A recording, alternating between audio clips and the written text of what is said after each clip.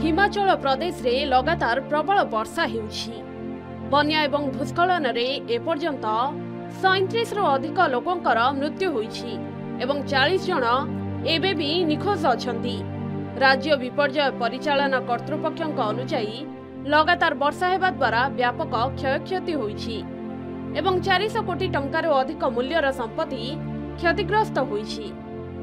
भारत पाणीपाग विभाग आईएमडी जुलाई 7 पर्यंत प्रबल अति प्रबल वर्षार चेतावनी देइछि। अनेक जिला पई ऑरेंज अलर्ट जारी करिछि।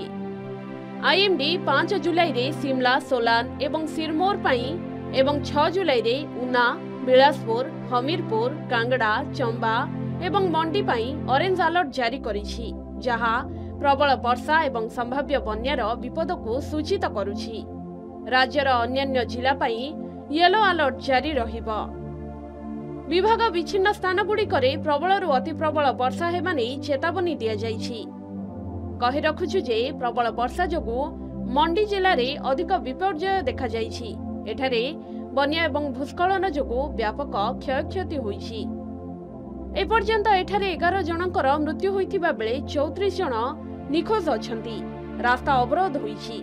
विद्युत एवं पानी भली अत्यावश्यक सेवा गुरुतर भाव में बाधाप्राप्त होइछि।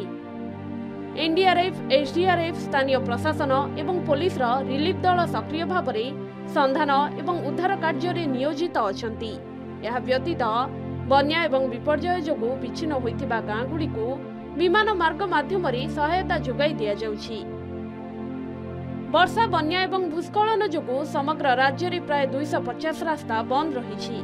500 रु अधिक ट्रांसफॉर्मर काम करूनाही एवं प्राय 700 पानीय जल योजना प्रभावित होइछि। शिमला रे स्कूल गुड़िक पानी रे बुड़ी रहिछि। एथि जोगु स्कूल गुड़िकरे पाठपढ़ा बंद रहिछि। आगामी किछि दिन पई हिमाचल प्रदेश रा विभिन्न जिल्ला रे प्रबल वर्षा हेबे नै पाणीपाग विभाग चेतावनी जारी करिछि। ब्यूरो रिपोर्ट, के न्यूज ओडिशा।